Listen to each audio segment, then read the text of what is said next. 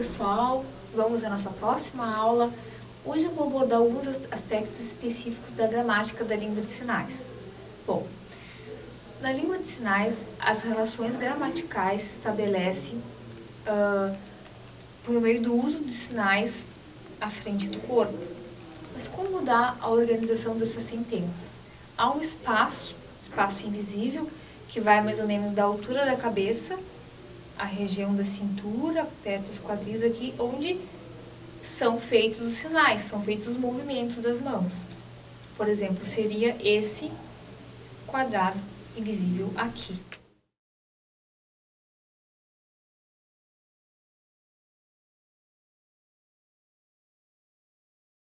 Mas como se dá então a sentença na língua de sinais? Como é essa estrutura gramatical?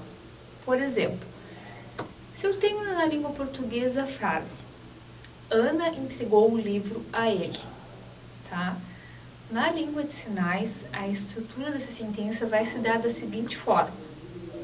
Eu vou marcar referentes no espaço e vou localizar através do posicionamento das minhas mãos. Por exemplo, a frase Ana entregou o livro a ele ficaria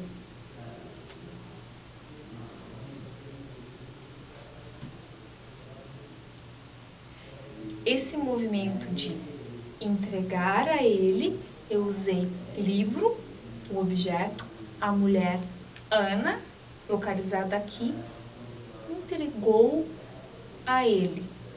Então, eu marquei dois referentes no espaço, que foi Ana e ele, uma pessoa qualquer, e tem-se então o verbo entregar, que por meio do movimento estabelece a relação gramatical. Ok? Bom, mas como se dá então a constituição dos sinais? Como se constroem os sinais? Ok, os sinais se dão por meio dos movimentos das mãos, mas como é a estrutura mínima desses sinais? Bom, na língua portuguesa, eu tenho então a unidade mínima da palavra, vamos supor, seria o som e a sílaba, ok? Na língua de sinais, essa construção se dá por meio das configurações de mão, que eu vou estar detalhando para vocês agora, o ponto de articulação e o movimento. Mas o que é, então, a configuração de mão? Olha, como vocês podem perceber nessa imagem, a configuração de mão seria essa. O formato da mão, copo, se daria dessa forma. Essa seria a configuração de mão. O local onde ocorre, então, o sinal é próximo à boca e tem-se esse movimento de copo, ok? Mas como se chegou, então, a esses parâmetros da língua de sinais? Na verdade, há 5 parâmetros que constituem a língua de sinais, mas como se chegou a esses principais parâmetros que constituem, então, os sinais, que é a configuração de mão, a locação, o ponto de articulação, vocês podem encontrar em alguns livros a localização do sinal como ponto de articulação e o movimento. Esses 3 primeiros parâmetros foram descobertos por William Stokes nas suas pesquisas em 1960. Ele descobre, então, a configuração de mão, o movimento e a locação.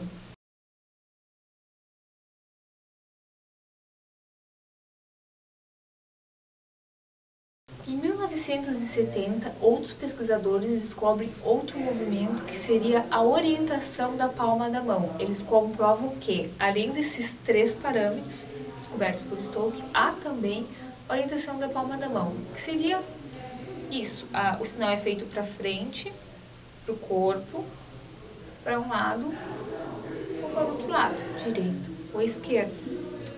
Em 1995, Lucina Ferreira Brito ainda descobre um 5º parâmetro, que seriam as expressões não manuais. O que seriam as expressões não manuais? Seriam, então, o movimento de cabeça, expressão de rosto, boca, corpo, ombros, que dá origem à construção de sinais. Por exemplo, o sinal de mago, eu faria dessa forma. Observem que há uma expressão, uma bochecha que muda de forma, magro, né? Há uma expressão de rosto também, sobrancelha. E se fosse sinal de gordo, faria dessa forma. Infla a bochecha e muda a expressão do rosto e há uma elevação também dos ombros. Mas o que são então as configurações de mão? As pesquisas comprovam que há atualmente em torno de 61 configurações de mão, que são essas que eu mostro para vocês na seguinte tabela. Notem que nessa tabela consta vários formatos de mãos, mas não confunda as configurações de mão, que são essas que vocês estão visualizando, com o alfabeto manual que veremos mais adiante. As configurações de mão são os formatos das mãos que dão origem aos sinais. Por meio dessas configurações, se dá origem a um número infinito de sinais. E como são usadas as configurações de mão? Elas são usadas, então, para formar os sinais, né? Podem ser usadas isoladamente, por exemplo, o sinal água é feito com essa configuração de mão e tem esse movimento, tendo o queixo como local onde se realiza o sinal. Podem ser usadas com as duas mãos, a mesma configuração de mão, por exemplo, brincar. Eu tenho a mesma configuração de mão. Podem ser configurações de mão diferentes. Vamos supor um exemplo, filme. Eu tenho duas configurações de mão diferentes. Essa configuração de mão, não fechada, mas mais aberta, o movimento, e eu mostro filme. Uma outra configuração de mão.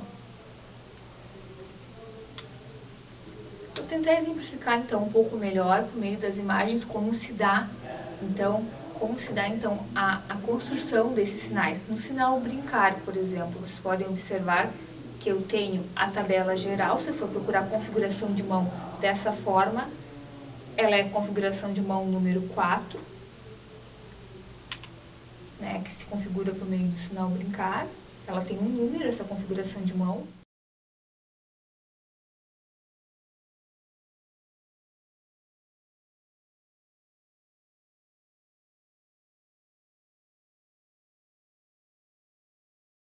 E se fosse sinal de chocolate?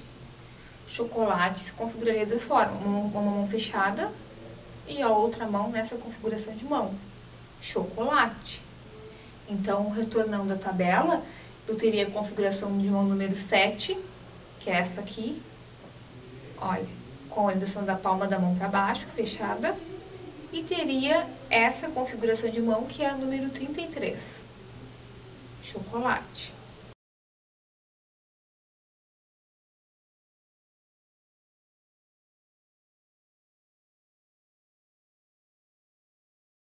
Então, observe a configuração de mão utilizada nos seguintes sinais. No sinal de filosofia. Observem, eu tenho esse formato da mão, essa configuração, que é a configuração de mão número 47. Perceberam que é o mesmo formato de mão? Olha.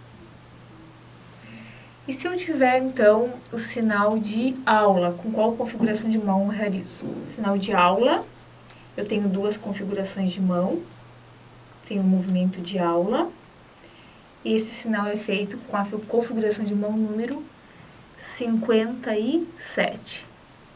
Percebam que tem, às vezes, poucas diferenças entre a configuração de mão. Olhem, a 57 é dessa forma, a 61 a mão é um pouco mais aberta, mas o sinal de aula é feito com a configuração de mão número 57. E se for o sinal de banheiro?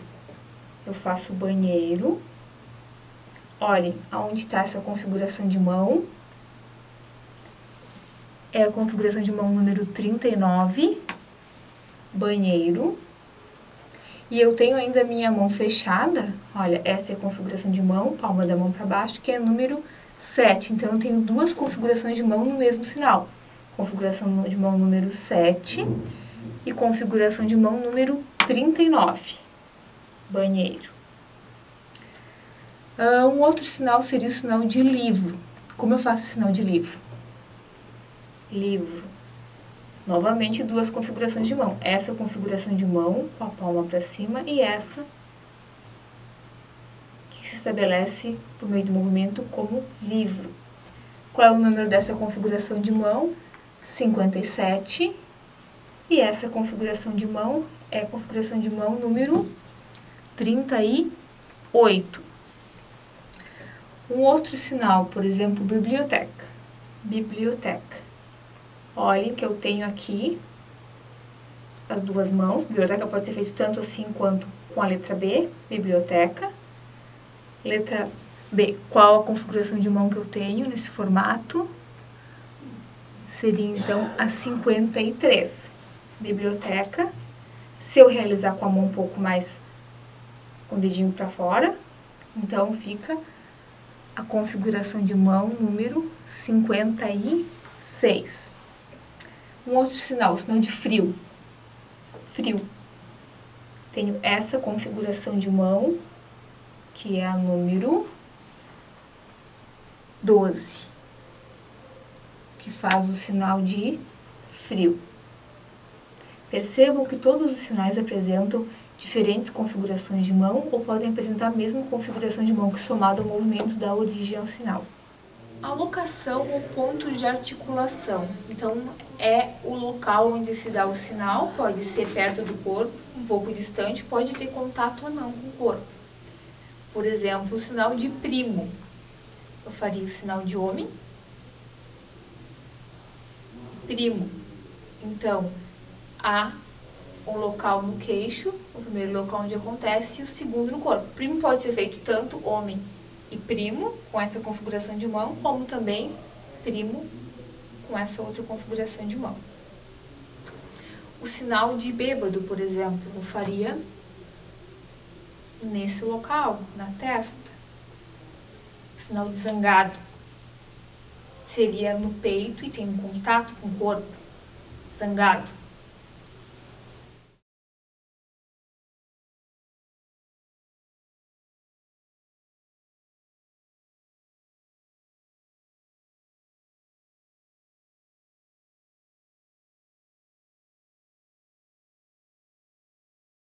E o movimento, então? O movimento, como eu expliquei para vocês, então faz parte da estrutura gramatical da língua de sinais, né? E eu tenho alguns exemplos aqui, por exemplo, o sinal de andar. Tem esse movimento aqui, andar.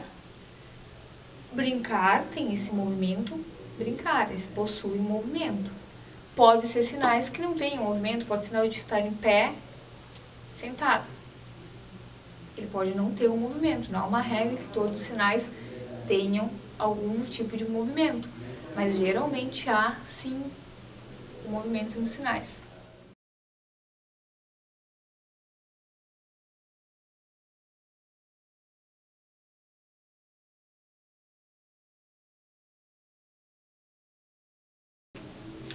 O movimento ainda pode ser retilíneo, que é um movimento retilíneo. Seria esse sinal, que é o sinal de encontrar, é retilíneo, ou o sinal de porquê, também é retilíneo.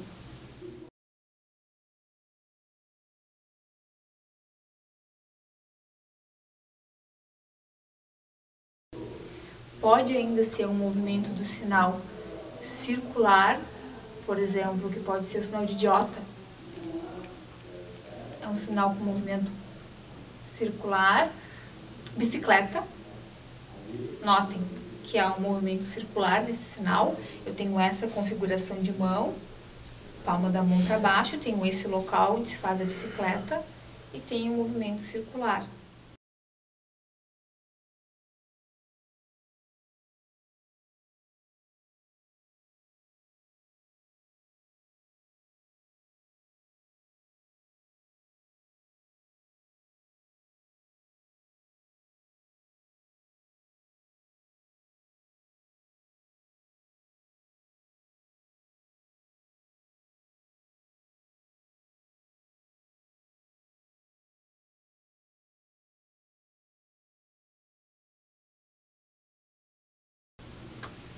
Pode ser também um movimento em formato de espiral, em que é denominado helicoidal, que eu tenho esse movimento aqui para alto, a pessoa alta. macarrão. Notem que há um movimento aqui que é em forma de espiral.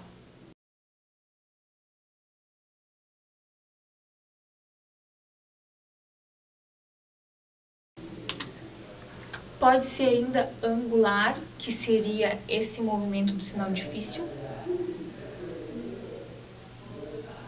O raio.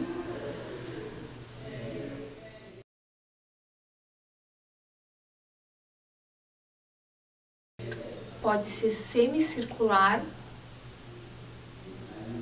sinal de surdo, coragem.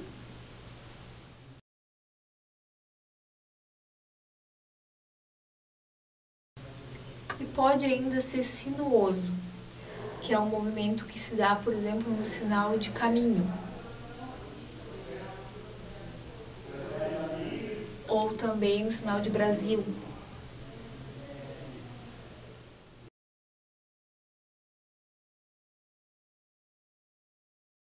Tem-se ainda, então, o seguinte parâmetro, que é a orientação da palma da mão, que eu já expliquei para vocês, que pode ser para frente, para um lado do corpo, para a direita, para a esquerda, que se configura, essa orientação vai se dar naturalmente quando se faz o sinal, por exemplo, aceitar, palma da mão está para cima, eu tenho sinal de aceitar, comer, para mim, para dentro do corpo, está a palma da mão, mostrar, para frente, meu, para dentro do corpo.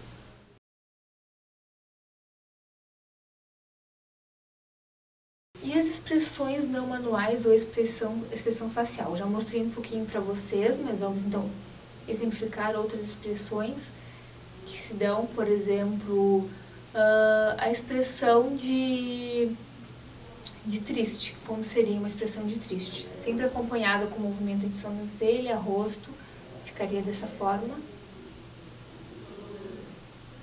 Perceba que é necessário sempre acompanhar o sinal com o movimento da face, dos olhos, porque senão não teria significado um sinal de triste assim. Então, triste, alegre, feliz.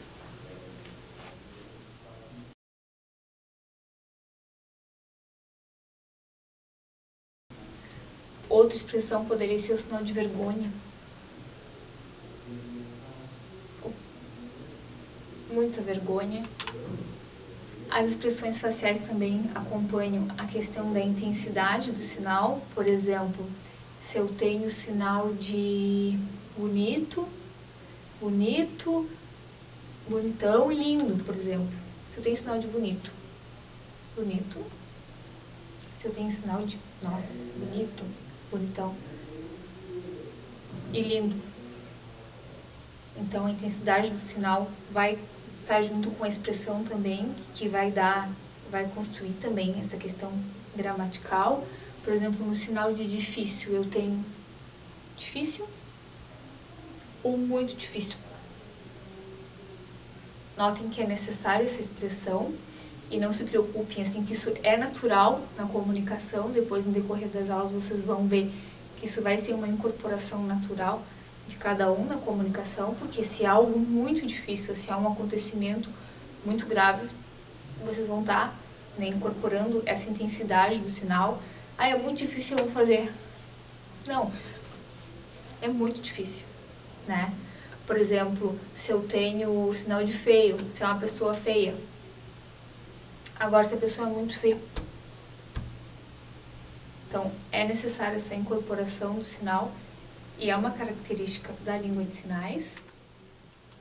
Bem, então eu apresentei para vocês os 5 parâmetros que constituem a língua de sinais, que são a configuração de mão, a locação ou ponto de articulação, que é o local onde se dá o sinal, o movimento desse sinal. Lembram que eu comentei que o sinal pode ter movimento ou não ter nenhum movimento.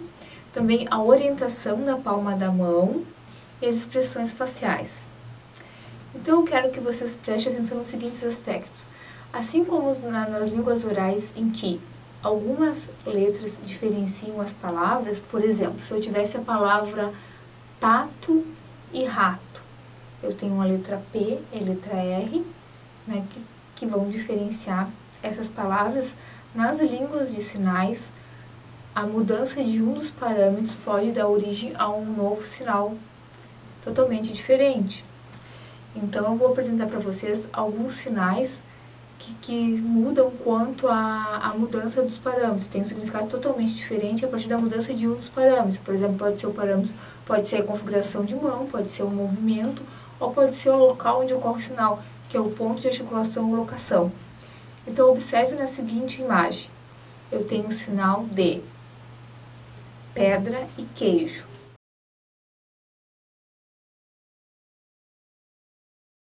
Então, preste atenção no seguinte. Eu tenho o sinal de pedra e queijo. Pedra e queijo têm o mesmo movimento, pedra e queijo, o mesmo local onde é realizado o sinal, no queixo, mas qual a diferença que eles apresentam? É a configuração de mão. Pedra eu faço com essa configuração de mão e queijo com essa configuração de mão. Na próxima imagem eu tenho então o sinal de trabalhar e vídeo.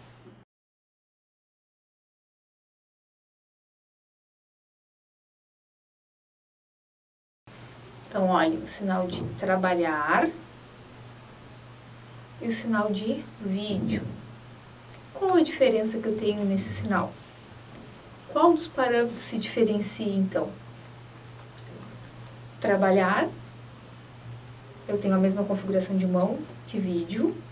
Olha, eu tenho o mesmo local onde é feito o sinal, à frente do corpo, mas eu tenho uma mudança no movimento. Trabalhar é dessa forma e vídeo é dessa forma. Observe a próxima imagem, onde eu tenho o sinal de aprender e sábado.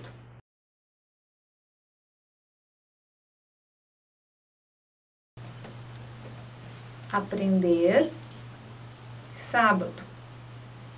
Eu tenho nesse sinal a mesma configuração de mão. Olha, aprender e sábado. Tenho o mesmo movimento, abre e fecha 2 vezes, mas tem um diferente local onde é realizado o sinal. Então, percebam que, às vezes, apenas uma mudança em um desses parâmetros vai dar um significado totalmente diferente ao sinal. Na língua de sinais, a mudança desse significado se chama par mínimo, são os pares mínimos dos sinais, que é apenas uma mudança que traz uma diferença significativa para um sinal. Bem, na sequência, então, eu trago um vídeo da pesquisadora Ronice Miller Quadros, onde ela especifica melhor essa questão da gramática da língua de sinais. A língua de sinais brasileira, ela possui uma estrutura própria, que difere de outras línguas de sinais, assim como da língua portuguesa ou qualquer outra língua falada. Apesar disso, existem princípios gerais que são comuns a todas as línguas, inclusive as línguas de sinais, incluindo a língua brasileira de sinais. Isso é muito interessante porque mostra, evidencia os princípios da linguagem que são comuns, que são considerados universais. Apesar disso, cada língua tem sua particularidade. A língua de sinais brasileira, ela tem uma estrutura completamente visual, ela é organizada nesse espaço e todas as relações gramaticais são estabelecidas dentro desse espaço, visualmente. Então, por exemplo, eu estabeleço um ponto para um referente aqui, vamos supor um cachorro e o gato nesse ponto, e eu faço a relação gramatical desse ponto para esse ponto. Então, por exemplo, o cachorro pegou o gato. Então, aqui nós temos uma sentença da língua de sinais brasileira organizada dessa forma, usando os pontos no espaço para estabelecer as relações gramaticais. E vocês podem ver que existe a estrutura e a ordem. O cachorro como sujeito da sentença e o gato como objeto. E o verbo faz essa relação no espaço usando a direção e o movimento.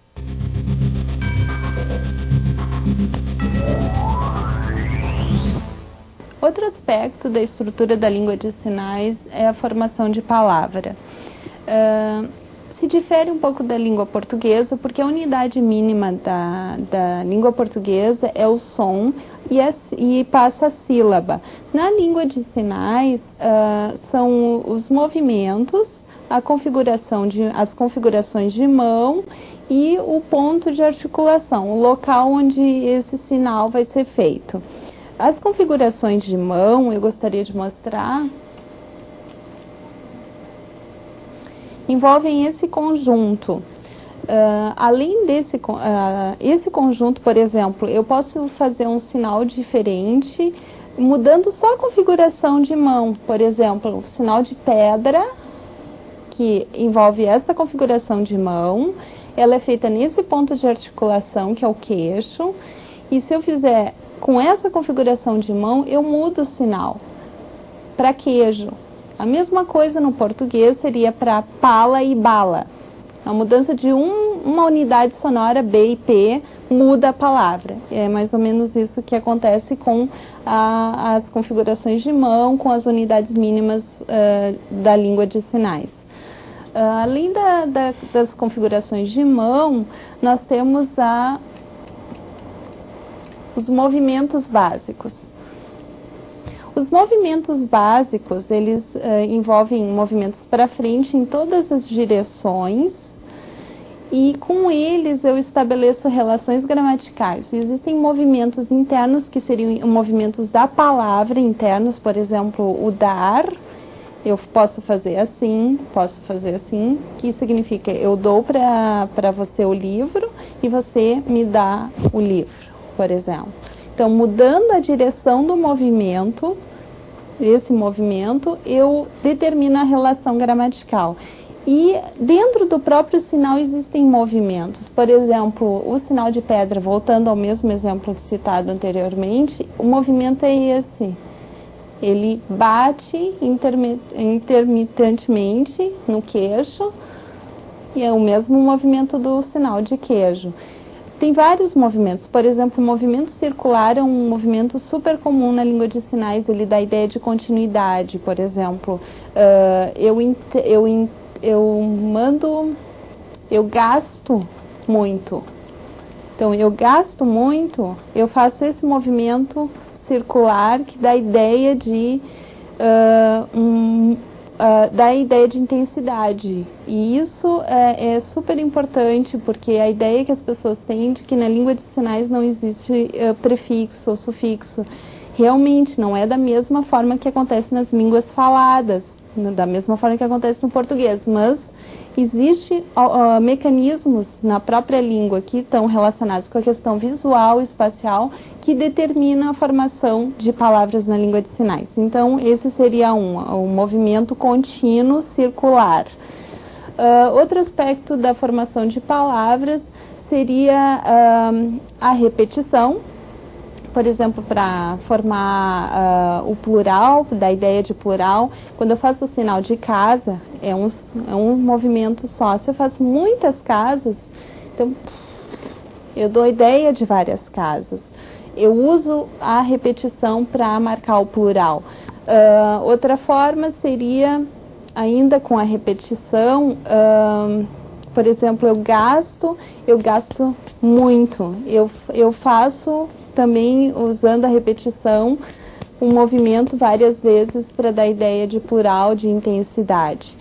Outro aspecto seria a tensão do sinal. Como é que eu marco na língua de sinais a ideia de alguma coisa que é muito mais do que ela realmente é? Por exemplo, no português a gente tem a ideia de ele é muito bonito, posso dizer bonitão, eu posso dizer muito bonito, usar a palavra muito.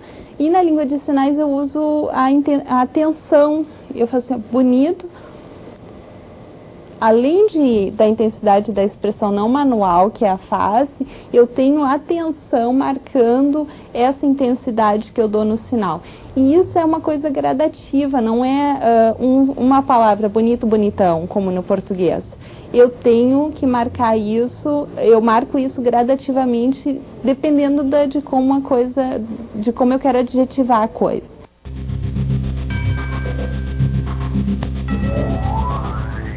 Os verbos sem concordância, eles normalmente são ancorados no corpo. Como a própria palavra diz, eles são feitos no corpo. Então, por exemplo, o verbo conhecer, o verbo gostar, pensar, sonhar, ele é próximo ao corpo, ele não está exatamente ancorado, encostado, mas ele é muito próximo. Esses verbos, eles não apresentam concordância, aí eu tenho que usar outras estratégias gramaticais para estabelecer as relações gramaticais. Por exemplo, eu vou ter que usar a ordem da estrutura. Sujeito, verbo, objeto, por exemplo. Eu vou dizer assim, ó, eu conheço o João. Então, eu uso a ordem, eu favoreço o uso da ordem da estrutura para estabelecer as relações. No caso dos verbos com concordância, a ordem não é a coisa mais importante. Eu posso usar a ordem, mas ela não é a mais importante, porque como eu tenho os pontos estabelecidos no espaço, como eu já havia mencionado anteriormente, aqui para cachorro, né, o cachorro e o gato, eu estabeleço esses pontos no espaço antes e aí faço a concordância verbal de acordo com esses pontos. Então, se eu quero dizer que o cachorro pegou o gato, eu faço isso aqui. Então, eu poderia dizer o contrário, eu poderia dizer que o gato que pegou o cachorro. Então, isso é possível porque eu estou usando os pontos, a direção nesse verbo pegar é que está sendo o elemento de concordância e estabelecendo a relação gramatical, formando então a estrutura.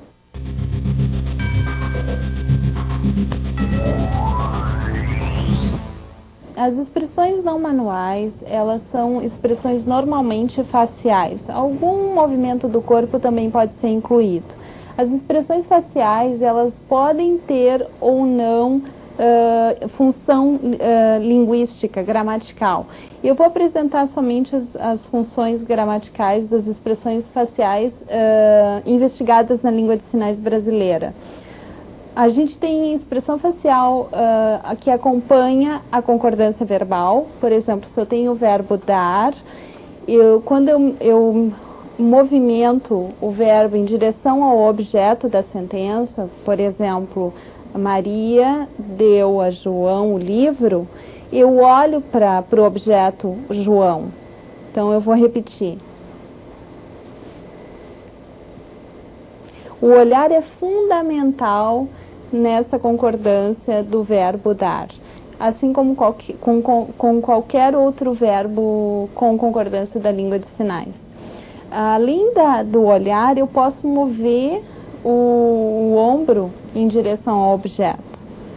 Então, também é uma expressão não manual do verbo, no verbo. Além da expressão de concordância, eu tenho expressão facial para negação, que é o movimento da cabeça, ou simplesmente esse movimento do lábio. Eu começo a sentença onde ela tem o escopo da negação, aí eu faço uma expressão facial de negação. Eu vou mostrar.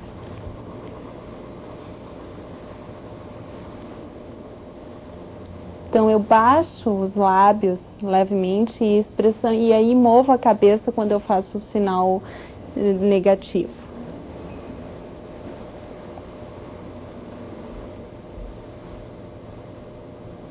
Outra expressão facial seria de confirmação. Na língua de sinais brasileira, eu tenho uma estratégia de foco, de colocar em foco alguma informação. Por exemplo, eu digo: eu posso ir à sua casa, eu posso. Esse poder, o verbo poder aqui, ele fica mais enfático. E aí eu uso um movimento da cabeça. Olhem só.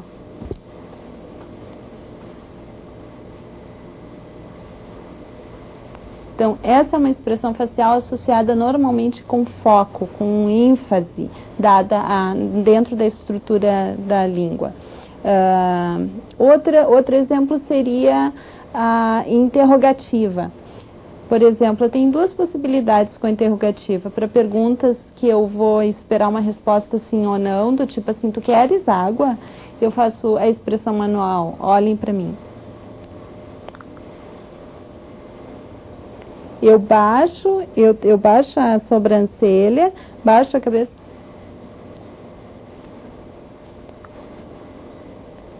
E marco durante toda a realização dos sinais, eu mantenho essa expressão facial associada com a estrutura. Outra expressão interrogativa é quando eu faço pergunta o que, como, por quê. Então, o que tu queres?